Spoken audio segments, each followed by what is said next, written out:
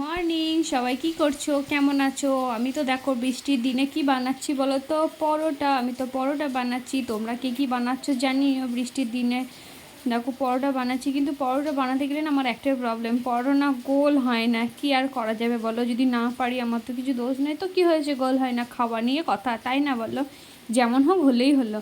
ঠিক আছে, গোল কিছুতেই আমি করতে পারি না। তারপর দেখো পরোটাগুলো ভেজে নিলাম, পরোটাগুলো ভাজা কমপ্লিট হয়ে গেছে। আর কি বানিয়েছি বলো তো, পরোটার সাথে বানিয়েছি ঘুগনি। আজকে কিন্তু নিরামিষ ঘুগনি বানিয়েছি, যেহেতু কালকে বিশ্বকর্মা পুজো, তো তার জন্য বাড়িতে পুজো হবে, ওই জন্য নিরামিষ ঘুগনি বানিয়েছি।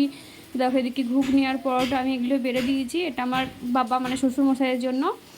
আর এদিকে দেখো মেয়েকে খাইয়ে দিচ্ছি। ও যে এত পরিমাণে দুষ্টুমি, যত দুষ্টুমি ওর না খাওয়াতে গেলেই হয়, দেখো কিছুতেই খেতে চায় না, একবার এদিক ওদিক করবে। দেখো তারপরে ফাইনালি খেলো, পুরোটা খেতে পারেনি, যাই হোক একটু ঝাল হয়ে গিয়েছিলো, ঝাল দিইনি তবুও ঝাল লাগছিলো।